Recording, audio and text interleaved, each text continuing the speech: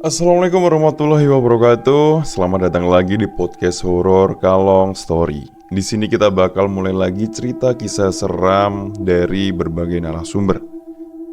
Tapi sebelum kita masuk ke dalam kisahnya, jangan lupa untuk klik tombol subscribe biar gak ketinggalan episode horor berikutnya. Dan boleh juga tinggalkan komentar buat kita.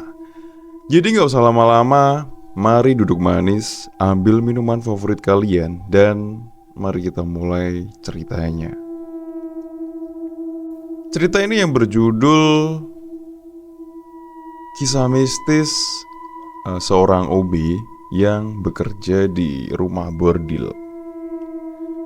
Jarum jam sudah menunjuk di angka 9 pagi. Aku yang baru menyelesaikan sarapan seadanya bergegas membersihkan badanku yang tentu masih beraroma kecut dan apek. Maklum, bangun tidur langsung beli sarapan. Setelah semua rapi, dengan langkah penuh semangat, ku ayunkan kakiku menjemput kesempatan mendapat rezeki. Walaupun sebagian orang menilai jika pekerjaanku ini haram, meski sebatas OB. Sebab sudah sebulan ini aku yang hanya lulusan SMA harus rela bekerja di sebuah tempat yang mungkin buat sebagian besar orang punya stigma negatif. Sebuah tempat yang biasa dikunjungi bos-bos, pengusaha, atau orang yang sekedar ingin menghilangkan rasa lelah, penat, dengan bermanja dengan baluran tangan-tangan halus nan lembut dari pijatan wanita-wanita muda berjemari lentik. Sekitar 30 terapis wanita muda berasal dari berbagai daerah. Beberapa suku menjadi daya tarik bagi mereka yang berdompet tebal. Salah satunya Neng Lisa, wanita cantik berkulit putih dengan lesung pipi yang menjadi primadona. Darah semampai yang berasal dari satu daerah di Jawa Barat ini sudah 1 tahun menghuni gedung berlantai 3. Tapi beberapa bulan ini Neng Lisa memilih kos sendiri di deretan kos-kos elit perkotaan yang berjarak 1 kilometeran dari tempat kerja. Seperti biasa, setelah berjalan kaki 15 menit, aku memasuki sebuah gedung dengan melewati gerbang dan halaman parkir lumayan luas. Pagi Pak D, sapaku pada security yang mendapat shift malam, namanya Pak D Sani. Pagi juga Nak Cahyo, balasnya tanpa senyum, sebab kulihat ia tengah sibuk mengisi daftar absen para pekerja yang mulai masuk, termasuk diriku. Sekitar 10 menit kemudian, 2 partnerku, Jono dan Heri datang, disusul dengan wajah-wajah cantik para terapis di belakang mereka. Tanpa basa-basi lama, kami segera memulai kewajiban kami masing-masing.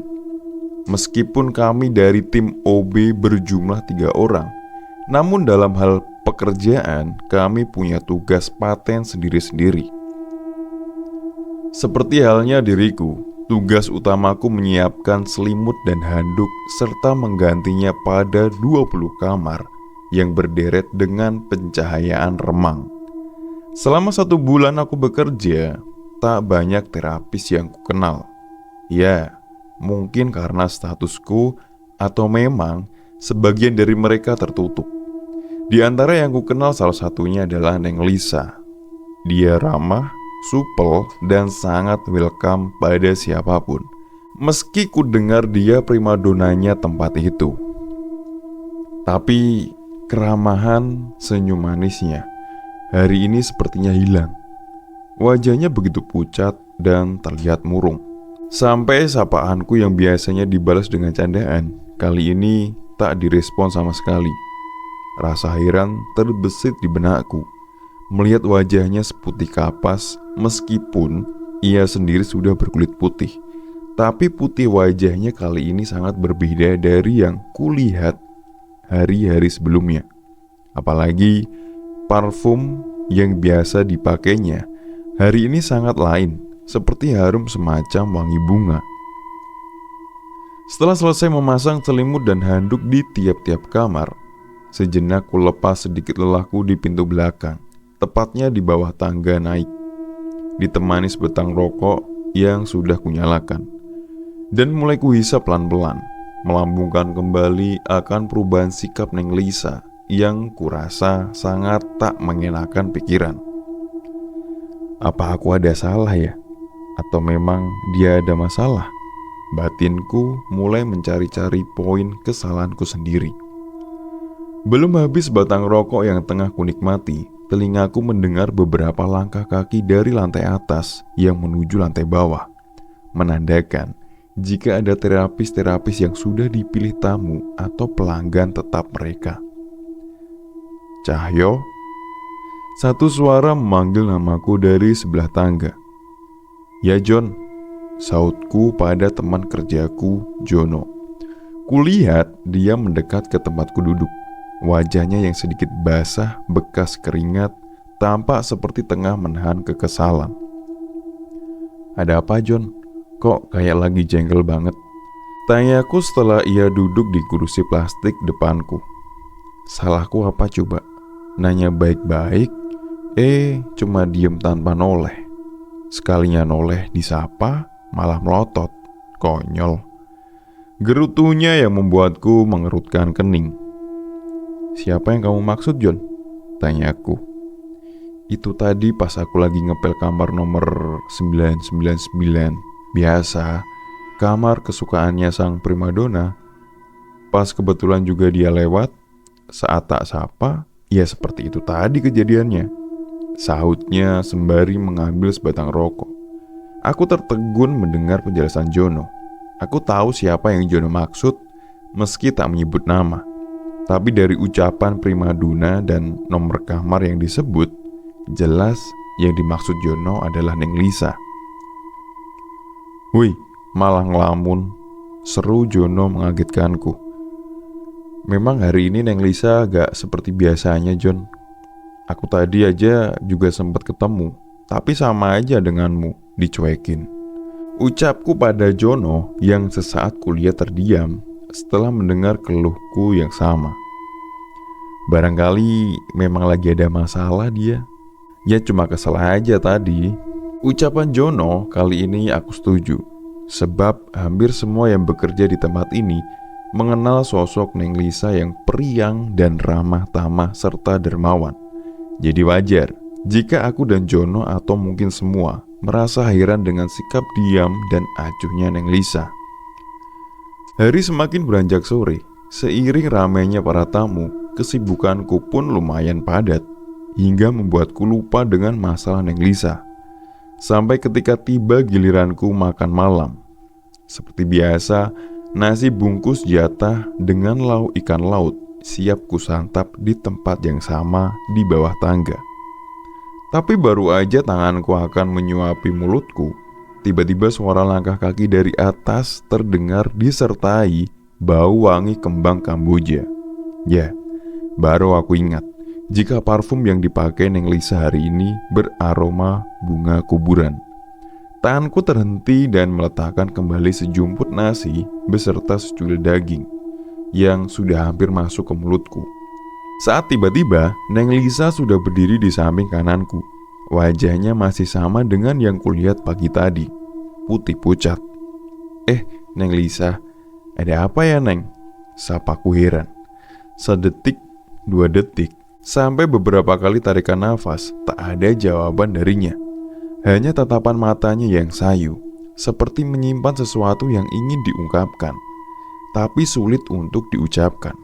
Bulu kuduku mendadak merinding ketika harum bunga Kamboja sesaat memenuhi rongga hidungku, mengingatkanku akan cerita dan film-film horor yang sering kulihat dan kubaca lewat HP. Ingin rasanya meraih pundaknya saat ia menunduk dengan suara isakan yang terdengar lirih, tapi tertahan dengan rasa takut yang entah dari mana datangnya. Tiba saja mulai menjalariku. Suasana kaku antara aku dan Neng Lisa bertahan selama beberapa menit sebelum dia membalikkan badan. Masih sempat kulirik matanya yang sembab akibat isakan tangis sebelum dia benar-benar melangkah pergi dengan diam dan meninggalkan wangi bunga Kamboja. Sampai jam 10, jam istirahat. Setelah pertemuanku tadi, aku nggak bertemu atau melihat kembali Neng Lisa. Mungkin pulang duluan ke kos, pikirku. Sesampainya aku di kos yang sederhana ini, pikiranku masih saja terfokus pada Neng Lisa. Bukan masalah aku suka atau apa ya, tapi aku merasa ada yang janggal pada diri Neng Lisa. Hari selanjutnya, Neng Lisa tak banyak berubah. Dia masih acuh dan sesekali hanya menatapku dengan tatapan seperti kosong. Hal serupa juga dirasakan Jono, tapi tidak dengan yang lain. Mereka seperti biasa-biasa saja, tidak merasa aneh dengan perubahan Neng Lisa. Bahkan terkesan seperti tidak melihat kehadiran Neng Lisa. Hingga sampai 3 hari dari perubahan sikap Neng Lisa, kurasakan keganjilan yang benar-benar tak masuk akal. Tepatnya selepas waktu maghrib, saat aku tengah menumpuk selimut dan handuk kotor di keranjang besi dorong. Ketika pikiranku yang tengah fokus pada pekerjaan, tiba-tiba saja telingaku mendengar suara rintihan tangis di tempat biasanya aku dan tim OB beristirahat. Sejenak kuhentikan pekerjaan dan menajamkan pendengaranku, mengarahkan fokus pikiran pada suara tangisan cewek di bawah tangga. Suara rintihan dan tangisan yang masih begitu jelas terdengar membuat rasa penasaranku mendorong kaki untuk melihat dan memastikan siapa yang tengah menangis begitu pilu. Mataku tercekat mendapati satu sosok yang tengah duduk sembari terisak. Rambutnya yang lurus dan hitam serta panjang sepinggang menjuntai ke depan, menutupi wajahnya yang tertunduk. Sosok yang memakai kaos putih dengan jeans panjang seperti tak asing bagiku. Apalagi dilihat dari suaranya, jelas itu adalah Neng Lisa. Tapi satu yang aneh, aku tidak lagi mencium wangi bunga kamboja seperti biasanya, melainkan aroma amis dan busuk yang menyengat. Saat langkahku berhenti 2 meteran dari sosok Neng Lisa, suara tangisnya berhenti, seperti mengetahui kehadiranku di belakangnya. "Neng, kenapa Neng Lisa menangis di sini?" tanyaku dengan sedikit gugup dan menutup hidung setelahnya. Neng Lisa tetap diam, namun kepalanya perlahan mengadah dan menoleh ke arahku yang masih menutup hidung. Rasa takut mulai menghampiri batinku saat wajah cantik berlesung pipit Neng Lisa menatapku dengan sayu memelas. Guratan kesedihan terlihat jelas di wajahnya yang pucat seputih kapas. Tapi bukan itu yang membuatku takut, melainkan 2 bulatan pada kulit luar matanya.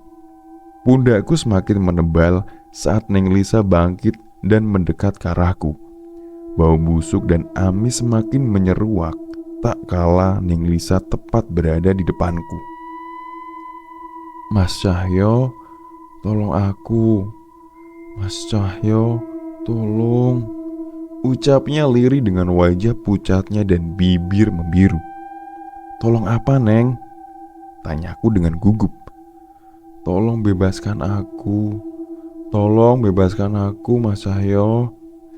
Kembali ia berucap memohon yang sama sekali tak ku mengerti maksudnya.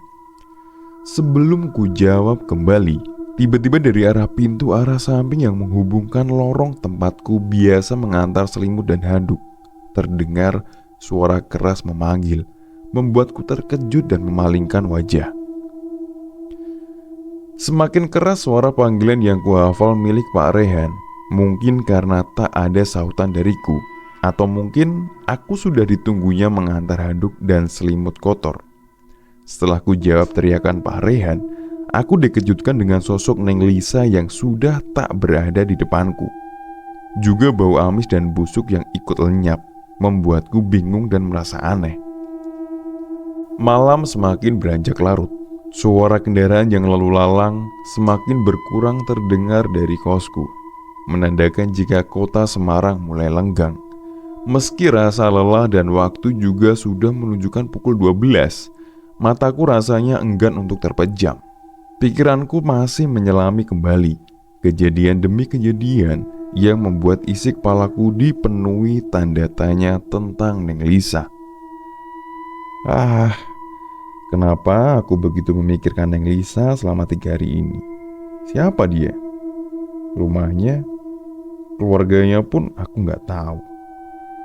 Ucap batinku mencoba mencari celah pembenaran agar aku bisa melupakan semua rasa penasaran yang mengganggu pikiranku. Selagi pikiranku masih berselancar, tiba-tiba suara ketukan pintu sedikit mengejutkan. Kembali suara ketukan pintu di kosku terulang. Setelah ketukan pertama tak kurespon.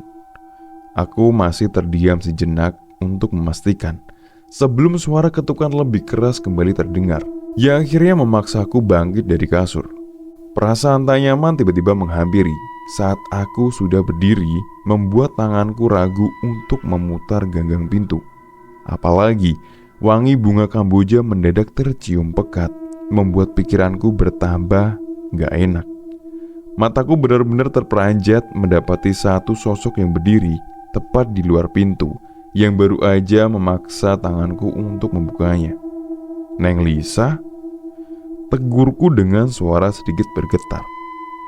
Mas Cahyo, tolong saya mas, sahutnya lirih dan meminta tolong. Tolong apa Neng? Apa yang bisa saya bantu buat Neng Lisa? Tanyaku yang mulai tersusupi rasa takut. Neng Lisa tak menjawab. Hanya suara isak tangisnya yang terdengar membuatku mulai kebingungan. Maaf Neng, sebenarnya ada apa? Kenapa Neng Lisa menangis dan Neng Lisa mau minta tolong apa? Tanyaku lagi mulai gugup. Saya minta tolong Mas Cahyo mau mengambilkan pesanan saya. Soalnya saya besok mau pulang mas, ucapnya dengan air mata mengalir.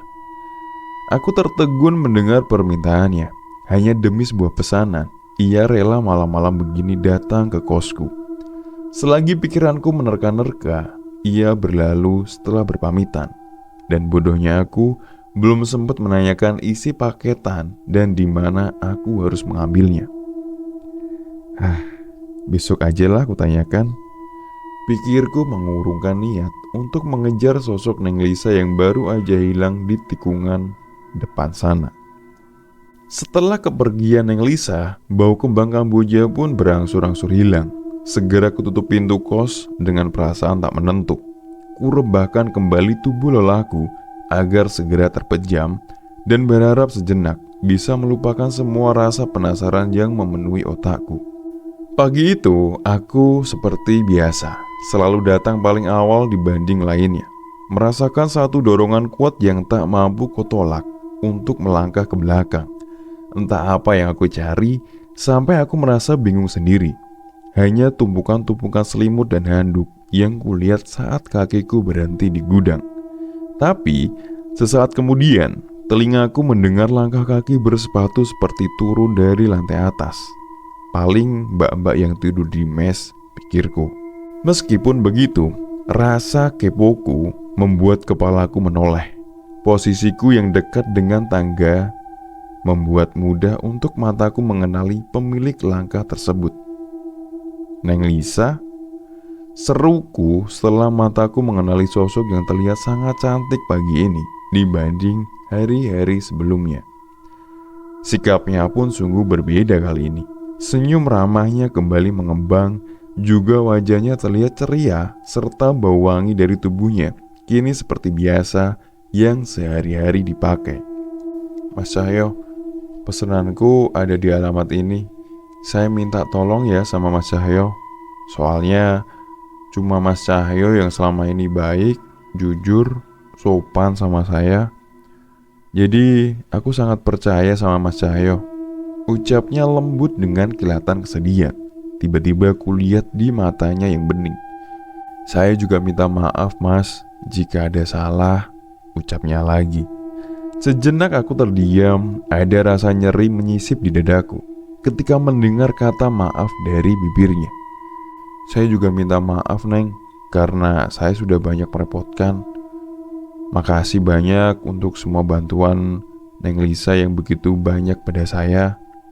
Sahutku yang tiba-tiba saja meluncur dengan ucapan layaknya sebuah perpisahan tanpa sadar. Sama-sama mas, aku juga makasih Mas Cahyo mau bantu terakhir kalinya, ucapnya dengan penuh kesedihan. Maaf sebelumnya Neng, sebenarnya Neng mau pindah kerja di mana? Atau sudah ya mas, saya mau pulang. Aku gak bisa lagi berucap ketika Neng Lisa memotong pertanyaanku sembari melangkah keluar. Lama aku berdiri matung dengan perasaan tak menentu, sampai satu seruan dan tepukan di pundakku membuatku terjingkat.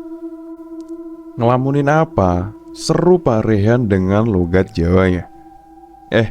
Pak Rehan, enggak kok Pak. Kulihat Pak Rehan tersenyum tipis, seperti tahu akan lamunanku.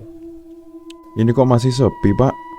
Ucapku setelah menyadari jika suasana masih begitu sepi, padahal sudah lewat jam 10. Loh, kamu belum dikasih tahu kalau hari ini kita libur. Karena baru aja dapat berita kalau Neng Lisa meninggal dunia, jawab Pak Rehan yang seketika membuat mataku terbelalak tak percaya. Jantungku seakan berhenti berdetak. Dadaku sesak dengan tubuh lemas seperti terlolosi ketika Pak Rehan mengulangi ucapannya sekali lagi. Gak mungkin Pak, gak mungkin.